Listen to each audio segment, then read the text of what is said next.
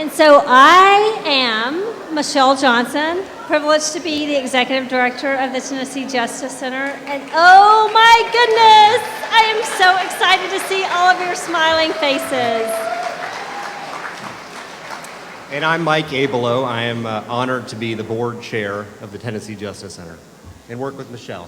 So first, we're really grateful for all of our sponsors that made tonight possible.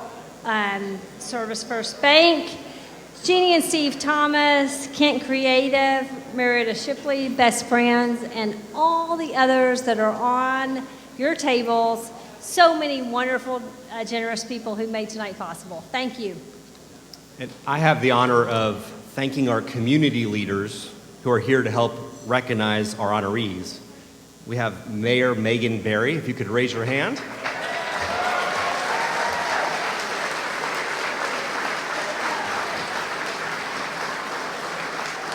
Chancellor Claudia Bonnyman.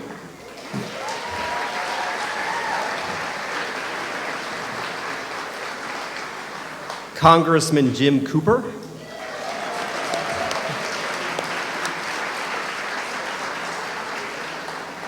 Tennessee Supreme Court Justice Connie Clark.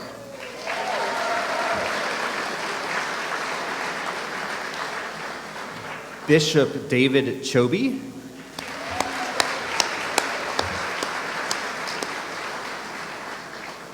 Former Nashville Mayor Carl Dean.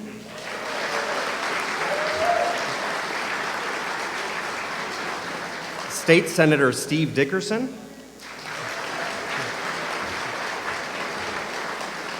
Former Justice and current TJC board member Janice Holder.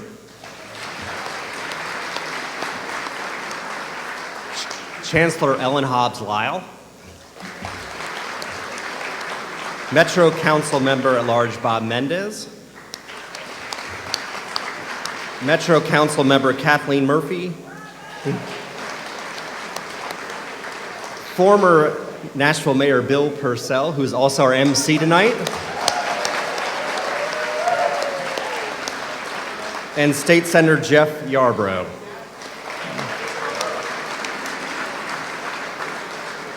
If we've overlooked any other public officials, please forgive us and let me know that we're grateful for your presence. Thank you for being here.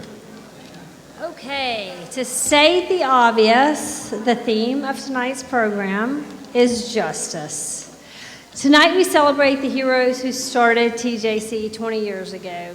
We celebrate their determination to make sure that justice was available not just to some Tennesseans, but to all Tennesseans. But, spoiler alert, there's another theme that may not be talked about explicitly that the thread runs throughout the program tonight, and that theme is love. The crucial part of the TJC story is love, and it's a story that we're going to celebrate here tonight. The founder's legacy is one of creating an organization that is all about making sure that our neighbors are taken care of. It's the heart of what TJC is today. And while funding is an important part of TJC's work, it's essential, but love is the spark that inspires TJC staff. It's what animates our work. It's what transforms our mission.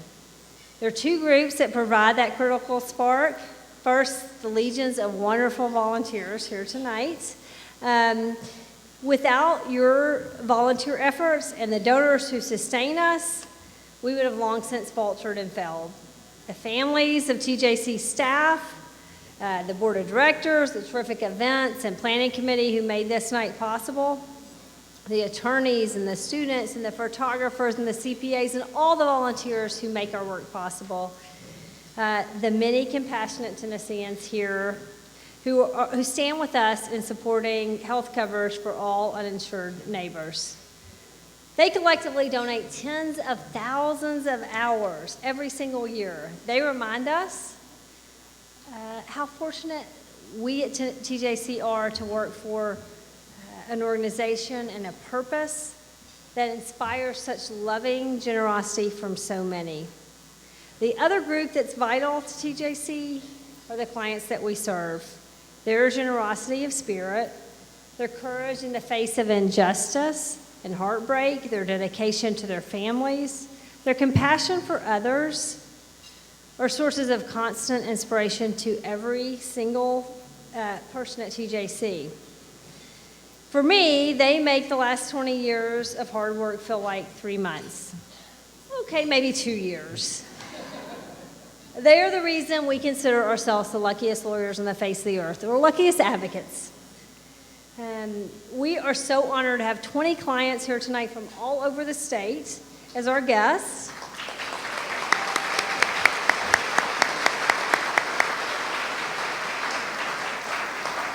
And it's fitting that these clients will provide the awards to the honorees that we are honoring tonight. Our clients are our heroes, and we're so excited for you to talk to them and meet them and find why we find them so inspiring. All right, so we're going to begin with the Pledge of Allegiance, followed by the invocation. I'm going to introduce our speaker for the invocation, who's the Reverend Henry Blaze III. He will give the invocation immediately after the Boy Scouts do the Pledge of Allegiance, and then after the invocation, we eat. Reverend Blaze was the pastor of Progressive Missionary Baptist Church in Nashville before recently moving to Houston a few months ago to be closer to his family. He served on the TJC Board of Directors for many years and was a source of great strength to the TJC board and staff through difficult times. We are honored that he came all the way from Texas to be with us this evening. But first, we're going to have the Pledge of Allegiance with the Boy Scouts. To lead us in the Pledge of Allegiance, we welcome one of Nashville's oldest troops and by far cutest troops, although I was told not to say that. Troop 11, led by John Green. Come on, Boy Scouts. And also make way for the Boy Scouts. College of Public Service and Urban Affairs, or founder of Vanderbilt's Child and Family Policy Center. Before he headed Harvard Center of Institute of Politics, before he achieved the pinnacle of his career as TJC's storyteller-in-chief, he was a legal services attorney who took care of the most vulnerable among us. 20 years ago, when the storm clouds gathered in Washington that threatened legal services for the poor, Majority Leader Bill Purcell secured state funding for legal representation of low-income Tennesseans from Memphis to Mountain City. He was an important part of the story that he will tell tonight. And so we appreciate all he's done for equal justice under law, and we appreciate him leading tonight's ceremony. Ladies and gentlemen, the one and the only Bill Purcell.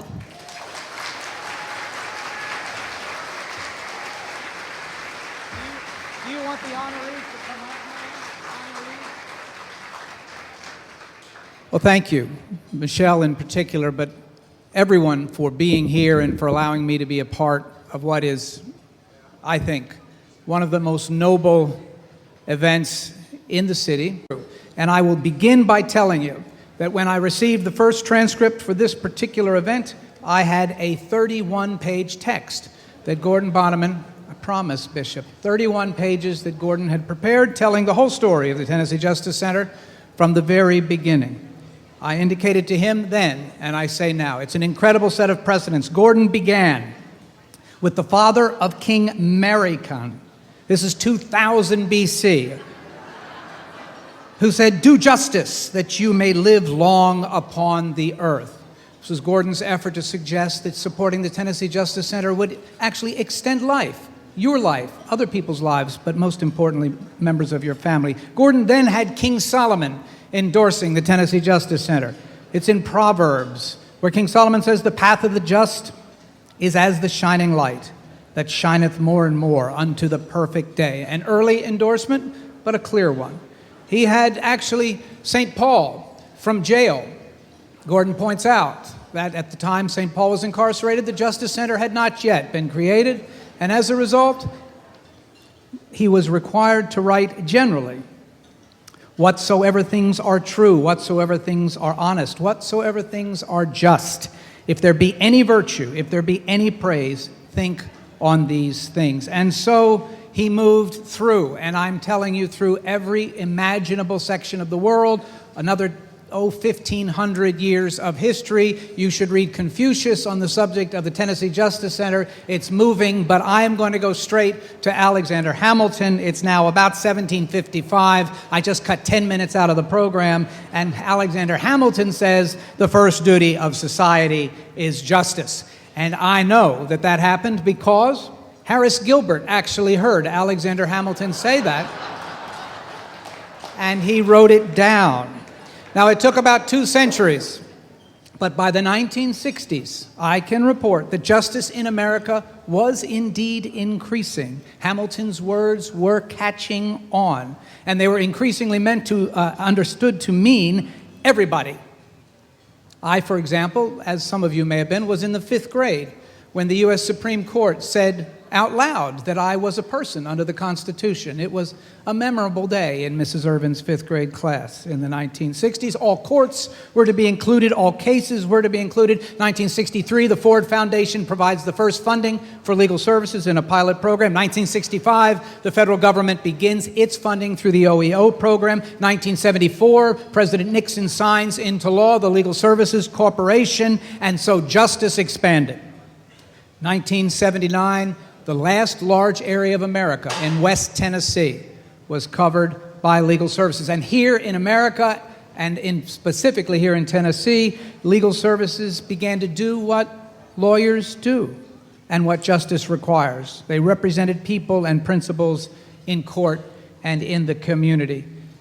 At the beginning of this most recent time period, Robert F. Kennedy observed that each time an individual stands up for an ideal or acts to improve the lot of others, or strikes out against injustice, a tiny ripple of hope is sent forth.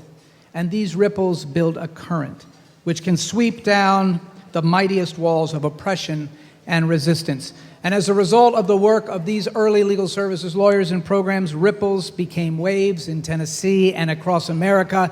And these waves, as they spread, caused an equal and opposite reaction, and those affected responded. And after 30 years, the future of justice in Tennessee was again uncertain.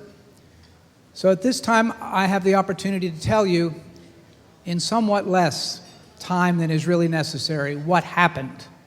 Because it's March of 1995, and conversations had begun in the United States Congress and other places in this country that suggested legal services should be crippled or eliminated in our world. And the question for Tennessee became, what would happen to justice? Where would these clients go? It was the spring of that year that Ashley Wiltshire reached out to Harris Gilbert, who was then the TBA chair, and to Howard Vogel, who was to succeed him in 1995 as the TBA chair. They both responded immediately, and Howard called a summit of bar leaders to discuss a plan for what should happen if legal services was no longer a part of our national priorities. The group was made up of lawyers who were often competitors, who were from different political parties, who were from rural and urban places, and they developed quickly a consensus that there would be a new organization that would ensure Tennesseans of all income levels would have access to what they needed. There's some debate about who had the hardest job in this process, not among the people on this stage. The people on this stage have been humble throughout not only their practice and lives, but also throughout the preparation for this program. But we know that Howard reached out to David Herbert, the 1975 Bar Foundation chair, and provided a plan for funding this endeavor. In fact, every legal services program in the state had agreed to give up resources in order to provide the startup funds that were necessary. Howard said later, and I quote, "It was just something that had to be done, so we did it." There was no entity to make a grant to. There were no articles of incorporation, no bylaws, no board, no nothing. So meanwhile, in a parallel universe, Stuart Clifton, then executive director of the Tennessee Association of Legal Services, asked Harlan Dodson, a lawyer of legendary fearlessness and effectiveness, would you incorporate this thing? And so on October the 26th, 1995, Harlan Dodson, understanding not only the cause of justice, but also legal services, having married one of the best legal services lawyers we've ever had, Margaret Bem, Harlan did that thing that Harlan does. He wrote the charter. He signed the charter. He walked to the Secretary of State's office. He wrote a check. It is now remembered as a $200 check. Harlan believes it was $50, but what does it matter? Harlan wrote the check and incorporated the thing so that we could move forward from that point. As to the name, it's also somewhat unclear how the name was determined. Stuart Clifton believes he thought of the name, the pithy and straightforward name, Tennessee Justice Center. Harlan, others believe, actually thought of the name, and knowing Stuart as we do, it seems unlikely that something so short as Tennessee Justice Center would come from Stuart Clifton, but whoever thought it up, the two of them came together at that point, and it was named Tennessee Justice Center, which was sent out across the wires to the staff, Gordon as well as Michelle, and they were not happy with that name. It wasn't a good enough name. It wasn't a positive enough name, apparently. And Ashley apparently sat them down and said, and I quote, "Well, you can change it later. Who says you have to keep that silly name? We just got to get something to Harlan to file the Articles of Incorporation today." Period, close quotes, end of story. As the year came to an end, the Tennessee Bar Foundation Grants Committee was called upon to deliver that $120,000. It was the largest such grant that had ever been made, and more importantly, it was taking from other legal services programs that had clients and needs and a somewhat better reputation and track record than this untested group. But David Herbert listened to Howard Vogel, and other leaders understood the difference, and they moved forward. Now, back at the Stallman Building. You remember the Stallman Building. I remember the Stallman Building. You know, even the beer board didn't like the Stallman Building. Anyway, back at the Stallman Building, there were the legal services, legal aid lawyers working hard, believing that they were about to be cut off from justice on January the 26th. So on that day, Ashley gets them all lined up, and they begin a sort of bucket brigade of files. They begin carrying their files out of the Stallman Building, down there past the old location of the Gerst House where so much city business was transacted, down to the law firm of Williams and Dinkins. And in the attic of that firm on 2nd Avenue were placed the critical files to assure justice in Tennessee. Shortly thereafter, a memo, which was recently discovered, was sent from Gordon to Riney Green, Howard, Ashley, and Stewart. And here's what the memo says. This is a classic Gordon Bonneman memo. Michelle Johnson and I left the Legal Aid Society of Middle Tennessee over the weekend and opened our offices yesterday at the address listed above, period. The center is renting space from the law firm of Williams and Dinkins for $500 a month, period. For the past 3 days, we have been wrestling, Gordon's word, wrestling with improperly installed phones, bulky printers, and crashing computers. Our professional lives are in cardboard boxes, and we are generally addled. Only Gordon would just announce in a memo to his incorporators that he was addled, but it's how he felt, and he said he was addled, and then he ended on a traditional optimistic note for the Tennessee Justice Center. And I quote again, "Hopefully next week will be better." Riney Green, ABA pro bono lawyer, TBA pro bono lawyer, and then at Farris Warfield, agreed to be the founding board chair. Margaret agreed to be the treasurer. Together, Margaret and Riney brought the whole thing together. They filled out the board. They made sure that the rest of the paperwork was filed. It was Riney who then went to Howard and Harris, and the committee led by Lowry Klein. It was Margaret who said, of course, you need to be organized and have a reception. You need to convene people and bring them together. If you bring them together, you have to feed them. And since no one had thought about how to feed them, what to do, Margaret used her money to buy the food, to have the reception. And there are pictures of all of this, which you will not see tonight, but will be on Facebook tomorrow, proving how much better we look now than we did then. By the time April arrived, Lowry Klein in Chattanooga had heard all about this effort and was fully informed and engaged. Harris had been working hard with all of the bar leaders, but especially, I think, with those who were in charge of the checkbook. It was Harris who said, this legal entity is already making a difference in the legislature and also in the attic on 2nd Avenue. Lots of tough questions were being asked about an untested group, many concerns raised by lawyers across the state, but at the end of the day, new champions came forward. Mike Cody, who had been instrumental in the establishment of legal aid, legal services in Memphis, came forward to vouch, not just for Gordon Bonneman, but for the Tennessee Justice Center and the principle of justice that would follow. On April the 17th, that Attic group received a letter from Lowry Klein. It read, "There was dancing and screaming, and all across the state there was a moment when we had cause to be a bit prouder, to stand a little taller, to know that the values that drove us to want to be lawyers had won thanks to the efforts of these 9 people." When asked about the decision, Lowry Klein said, "I don't think at the time any of us fully understood or appreciated that our small stipend would help to implement what was then a vision and what is now such a force for justice and change that we now call the Tennessee Justice Center." All of us old Bar Foundation trustees from 1995-96 can feel a little bit of pride as a result of that work. That's good. You all didn't miss anything over there at all. This is exactly where you needed to be. They couldn't afford actually anyone to play music during this part of the time, but now you need to stay attentive because we're actually going to be honoring people very personally. It's an impressive team of people that helped me in this work. These are Tennesseans whose lives your vision has changed and in some cases saved. So when I call the name of the individual honoree, know that a client of the Tennessee Justice Center will come forward to recognize them, and we can, in fact, I think, applaud each as this is done. So first, please recognize Harris Gilbert, who's receiving his award from Terry Lynn Casola.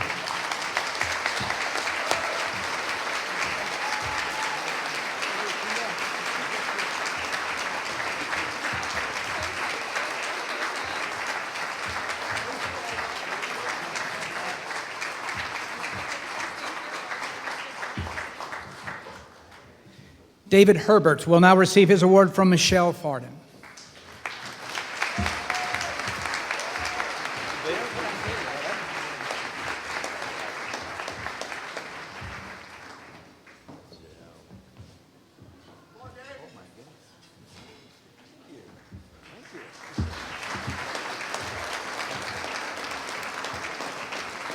Howard Vogel had intended to be with us tonight, but at the last minute was prevented. However, he will receive his award from Sodiatu Ashford in his hometown of Knoxville. The next honoree here is Ashley Wiltshire, receiving his award from Evelyn Manley.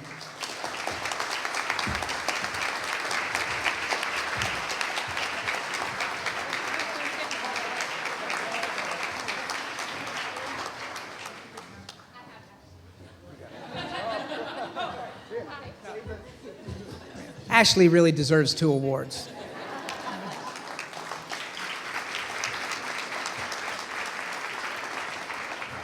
Please recognize Margaret Bem, receiving her award from Dr. Bill Shannon.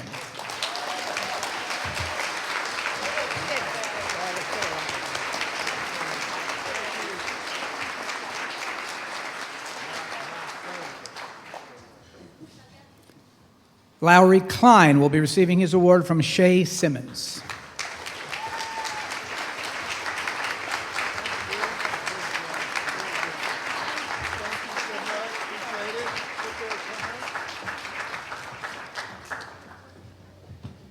Harlan Dodson will receive his award and a check for $50 from Deborah Baltram.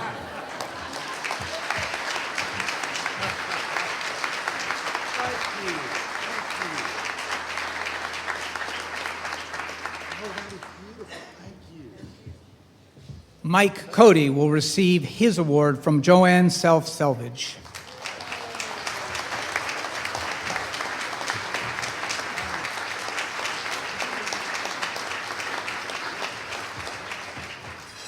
And Riney Green receives his award from Marvin Berry.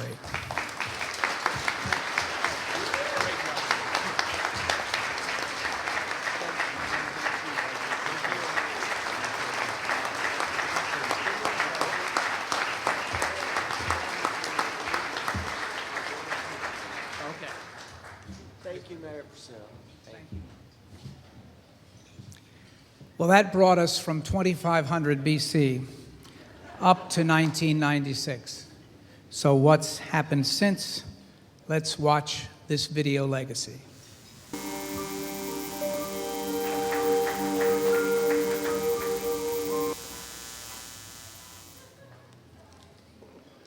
Good evening.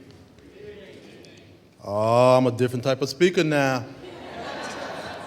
I work with a lot of kids and I'm motivated just after what I saw here. Erase out the last part with me, but all the people who came before me, I'm pumped up, I'm motivated about what this organization has done over the last 20 years.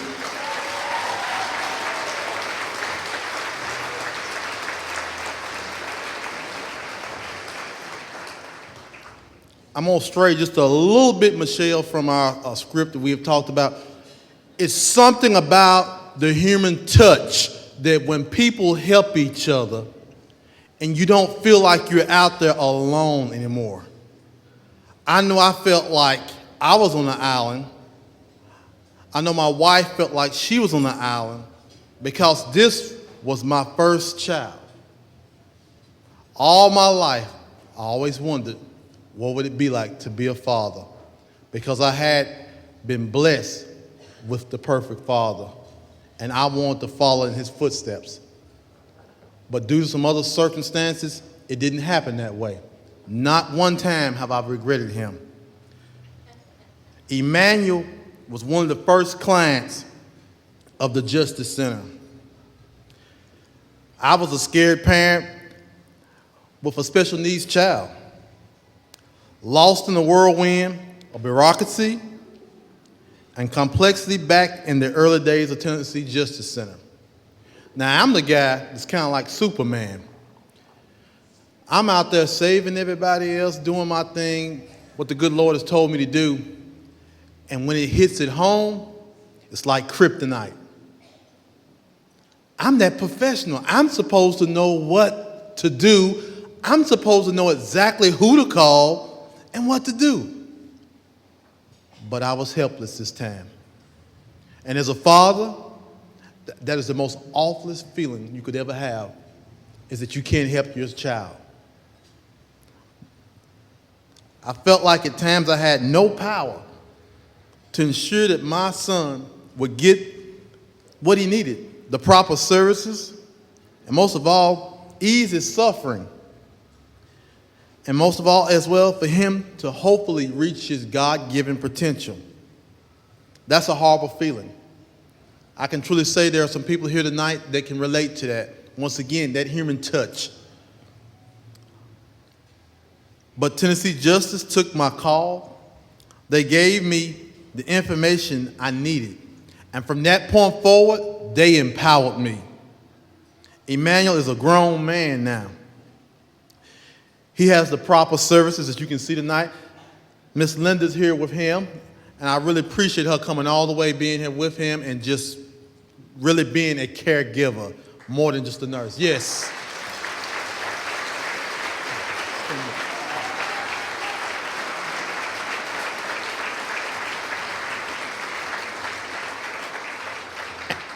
And I couldn't be proud of Emmanuel because he's a fighter. And also at the same time, he has been an inspiration to those that have come in his path. They found love and joy. And most of all, his little sister who loves him to death. She's his own little advocate. So I think she's been around a lot of lawyers tonight, so I wouldn't be shocked if she becomes one. So.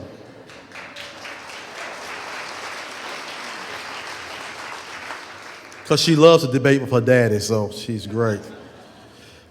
At our most desperate moment, Tennessee Justice Center answered our call. What I want to do now is I want to get everyone to play a part tonight. We need your investment to ensure that there are other people out there that needs their phone calls answered. Like me, there's other fathers that need your help. There are mothers that need your help across the state. So what we want to do in 19 years, we want to be able to celebrate another milestone. Emmanuel's just 1 year behind this great opportunity that just come, we call Tennessee Justice Center. So what we want to do now is we'd like to ask you about making a pledge or a gift, we usually ask you to silence these things right here that we all got, and I know everybody's got one.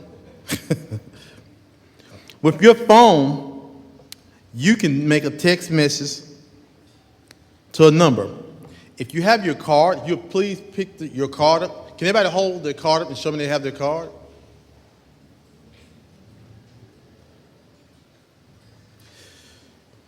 What you can do with this is at the very bottom of the 20-year anniversary in purple, you see, to donate, you text TJC, the amount and your name to 41444. You won't be billed for anything. This is a pledge. And just once again, I'll go through this again. You type in one message, which would be TJC, space, for instance, a dollar amount of your pledge and your last name. Your name will not show up on the screen.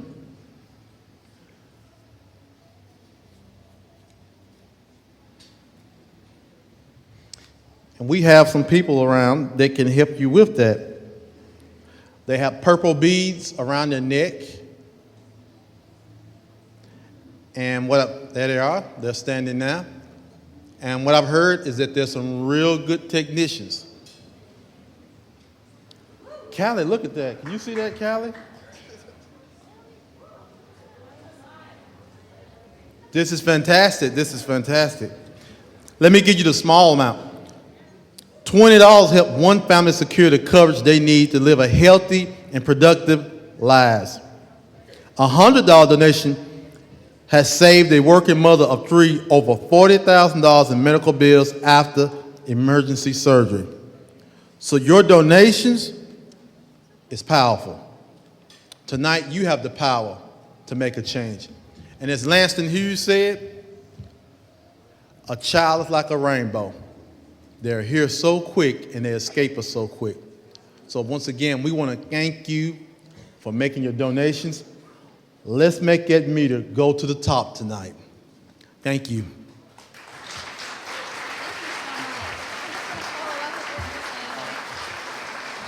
And let's go. If you were inspired by what Mr. Martin had to say, get out your phone and make a gift. If that video inspired you, if it made you want to cry, get out your phone and make a gift. If you're proud or even surprised that TJC handled 900 individual cases in 2014 and half of those were children, make a gift.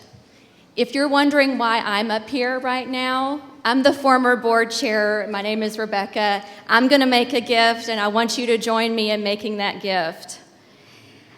I was a child who benefited from TennCare because my father was self-employed as a farmer. If you are proud that Tennessee's farm families and farm children have an option for subsidized health insurance, make a gift. If you are proud that TJC represents 1.3 million TennCare enrollees, make a gift. Remember, we like any gift. That purple thermometer over there is going up. It's going up, $5, $10, we like any gift.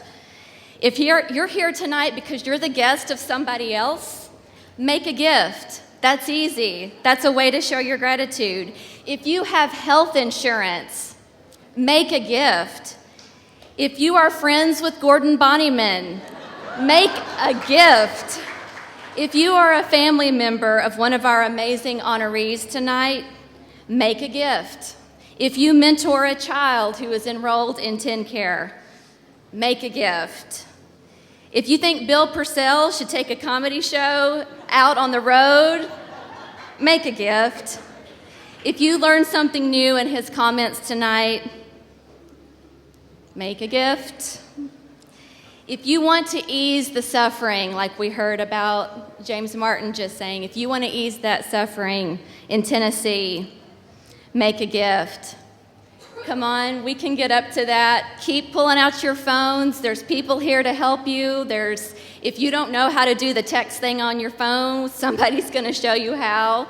Or you have the old school way right there on your table. You've got an envelope, you've got a pen, fill it out. Especially if you're the guest of someone else and you're here and you're learning about TJC for the first time tonight, this is your chance. When you walk away tonight, you may not remember, you may get ready, be making your Christmas list this weekend, you might be thinking about what you're going to be buying. Make your gift tonight. If you have a safe way home tonight, if you've got a full stomach tonight, if you've got a bed to sleep in tonight, just make a gift. Make a gift of any amount right now. We're getting close. It looks like we've raised $14,434. Surely we're a little bit behind. I'm sure there's a time lag in this. I'm sure we're actually closer, but keep going, keep making a gift. If you've got health insurance, that's a beautiful thing. It's not something that everyone can enjoy, and it's not something that everyone has easy access to, and that's exactly what Michelle and Gordon and Tennessee Justice Center and all of the young volunteers and new lawyers, young lawyers that you see here that work at TJC, that's why they're here. That's their purpose. If you're friends with Michelle Johnson, make a gift. If you're friends with Chris Coleman, make a gift.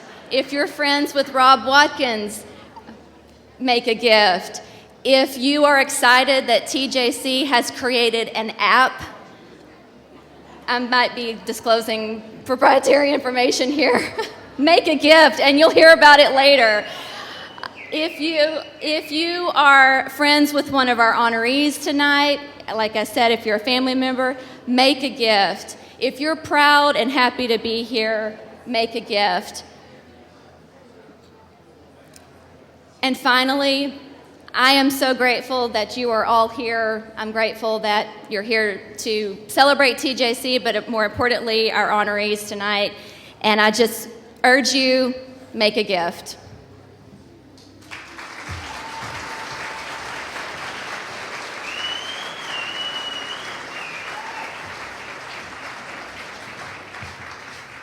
There are just a couple of more things to do, and they will take only as long as it takes for you to get to $20,000 on that board. There are people in this room that could take us there right now, and you could be headed home. But before we do that, I'd like to bring up Chris Dunn, a partner at the Waller Law Firm, for some brief remarks. He's been a pro bono leader for the Tennessee Justice Center and, frankly, for all of Tennessee.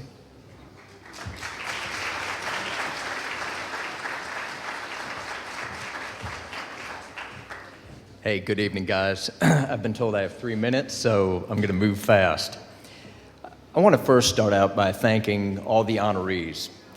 You've done two things, and both of them are profound. First, you've helped families in Tennessee. Second, you've allowed attorneys to do things that allow them to reach a better version of themselves, and round of applause for both of those.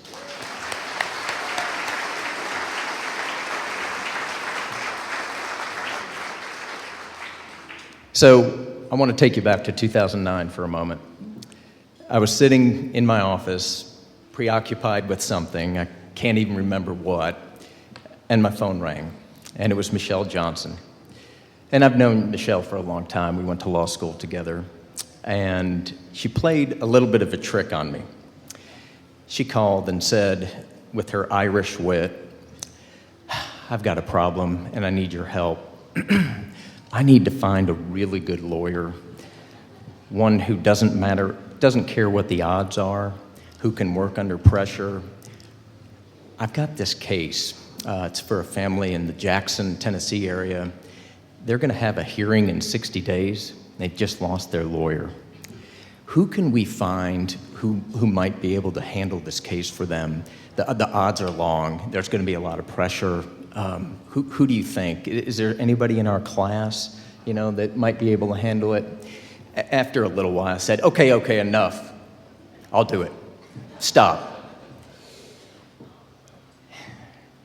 She knew how to manipulate me. She knows how to manipulate a lot of people. She's good at that. But she only uses her powers for good.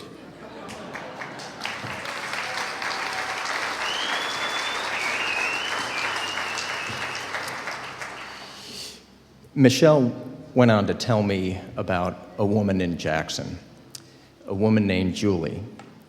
Julie was a mother. Julie had 3 children. Julie had lived in Madison County her whole life. Julie had been in a single car accident a few years before 2009. Julie was a quadriplegic. Julie needed daily care from skilled nurses. Julie lived on a ventilator. And Julie had been to 7 different nursing homes throughout the state of Tennessee in the 3 years between her accident and 2009. In those nursing homes, her health had deteriorated a lot. She couldn't get the care she needed in those nursing homes, and that's not the fault of the people who were there. It was just beyond what they were trained to do. And these nursing homes had stretched over 2 time zones. They had been in every corner of the state.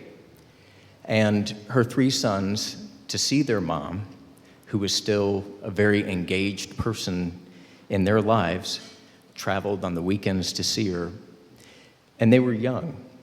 They were in grade school and they were in junior high. And so the family had really tried very hard to get Julie brought home, and they had succeeded for about a half a year. And things were going well for Julie's health. It was improving, and there was no question about that medically. But they eventually got a letter, and the letter said that they weren't going to be able to continue that anymore, and she was going to go back to a nursing home. And the family reached out to Michelle, and Michelle took action. When Michelle and I hung up the phone, I realized I was in way over my head. And so I walked down the hall to this warm, brainy associate who had joined Waller. The gentleman's name was Mike Gardner. And I told Mike about the case. He was a recent Duke Law grad, very sharp. And I think as he sat and listened, he observed that adage about you can't put in what God left out sometimes. And he said, yeah, I will help you with the case, for sure. So Mike and I set out getting ready for a hearing that was about 60 days away. We dug into the law, and it was very complex. There was federal law that applied, there was state law, and there were regulations that were really difficult to make sense of. TJC had our back. They made a number of astute observations about why our approach might not work, suggested other paths, and they kept us moving in the right direction. Eventually, we reached the point where we needed to go to Jackson, and we needed to spend some time with our clients. And I had some anxiety about that. I didn't know what we were going to see. I knew that it might be very difficult, and I think I was nervous. I shouldn't have been. I was a grown man. I understood everything that was going on, but I was concerned. Just concerned about how I would react. When we got there, I expected to see people who were overcome with grief, who maybe were just overwhelmed and beyond their ability to handle things. That's not actually what was there, though. What was there was a lot of strength, a lot of courage, and a lot of hopefulness. And at the center of that was Julie. Julie didn't have the ability to sense or move below her neck, but she was a transcendent person. Her strength was something that radiated through the whole house. And in a short period of time, it radiated into us. And we left that home in Madison County, USA, feeling amazed and grateful and so lifted by the opportunity to meet this person and this client. And it took the stress out of the case. Everything we did thereafter, we did with this abandon about trying to help them. Not that we did anything improper, but seeing Julie face adversity with the kind of grace that she did changed both of us. Eventually, the hearing came, and motivated as we were, we had a rough outing. Our opposition was a lot better prepared. They knew the area. They knew how these hearings worked. We were in this impossibly small room, used to courtrooms and big spaces, and we had exhibits that barely fit in the room anymore.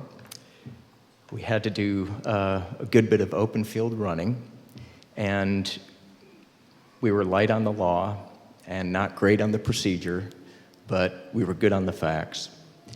So we tried our case, and eventually the hearing was over. We got our clients back to their home, and we got onto Interstate 40, and I called Michelle and I said, 99% chance I lost that. It didn't go great. What she said was a little corny, a little cliche, and she said, you know, miracles happen all the time in these kinds of cases. And I thought, yeah, you weren't there at the hearing. It turns out that I think she might have been talking about more than just the case and the outcome. And she was right. Because even though when we got the decision later, and it turns out that we had lost, we were able to appeal and make our record, and we were able to keep Julie at home for a long time.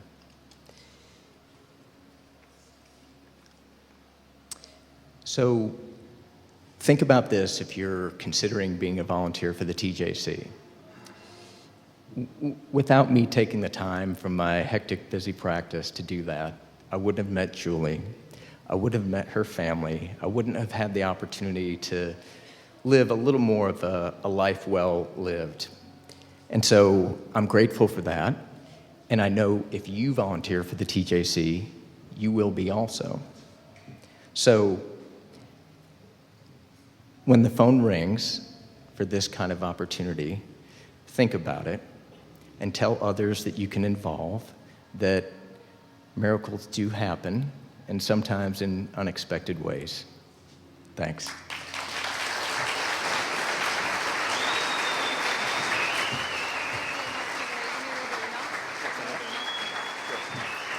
I want to read the email that we received a few months after Chris's representation from Junelle, the mom who was on the screen with Julie.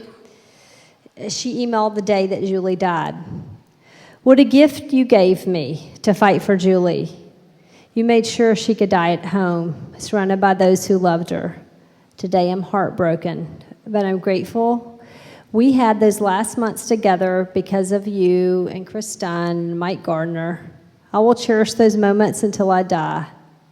Junelle is too ill to be here today, but I'm so grateful that her pro bono lawyer is here to tell her story.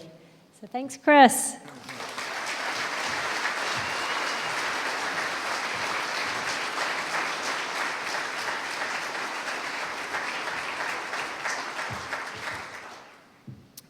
That's what it's all about. That's what the last 20 years has been about. That's what we hope the next 20 and 200 years will be about. That will conclude, as I understand it, the formal report of the texting. But for those of you that just like to text, I think you can keep texting all night to that number.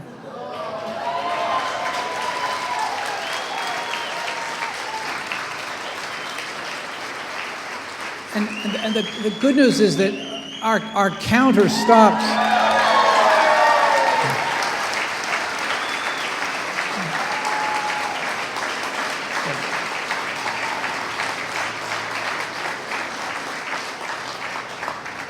Y'all did good. Y'all did very good. Go ahead and put the new goal up. I have a special privilege now. It's by way of thanking you and rewarding you, I think. An opportunity to introduce two outstanding performers. Charlie Steffel is an award-winning songwriter who's written songs for many Nashville legends: Alabama, Garth Brooks, George Jones, Eddie Arnold, Blake Shelton, just to name a few. He wrote many hit songs like The Fool by Leanne Womack. Charlie's a TJC monthly donor and volunteer. He's also an extraordinary high school teacher at Father Ryan High School, Bishop, where he's taught for the last 4 decades. You can actually text around that issue if you wish. Michelle Johnson, herself a student of his from the 80s, wanted me to add that he continues to shape his students to be better people. He's joined by his friend, award-winning songwriter and producer, Tom Yutz, who just completed the critically acclaimed 1861 project, which is a 3-volume set with songs by everybody who's anybody in Nashville, all about the Civil War. I could go on, but you need to hear from them. It's my great pleasure to present Charlie Steffel and Tom Yutz.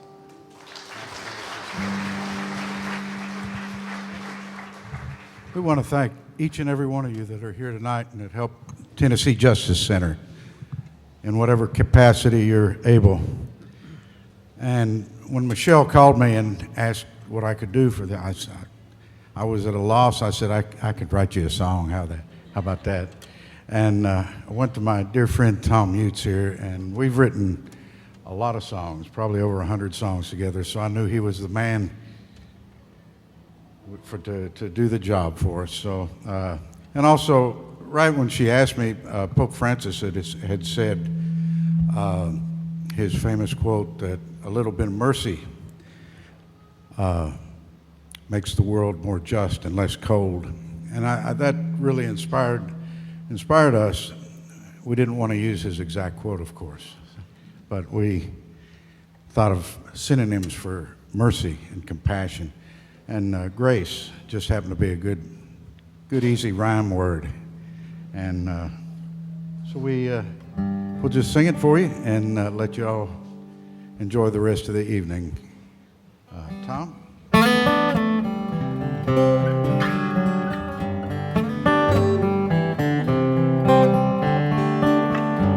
A little bit of grace makes a world more. When you're down on your luck, can't make enough to pay all the doctor bills. You're so sick that you can't get well. $1,000 for one pill. All you want is to be healed.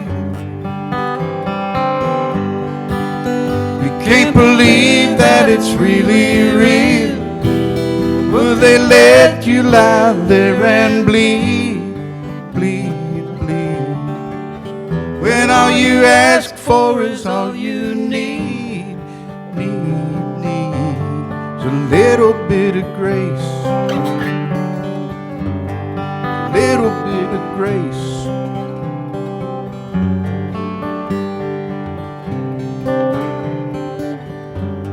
A little bit of grace. Long, long way when you're trying to be a mom. Daddy's gone, long gone. You got the raw end of some deal. Your baby's 2 and has fallen ill. Your eyes are welling up with tears every time you say your prayer. You can't believe that it's really real. Would they let her lie there and bleed, bleed, bleed, when all you ask for is all she needs, is a little bit of grace, little bit of grace. A little bit of grace makes a world more just. Let somebody know there's someone they can trust, 'cause we all need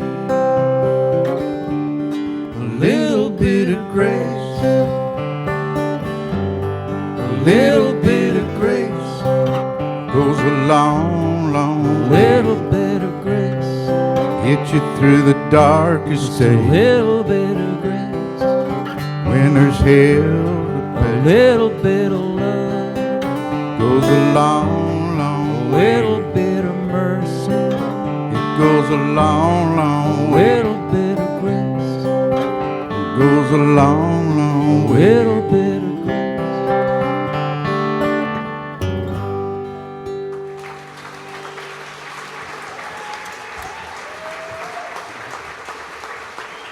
Thank you so much.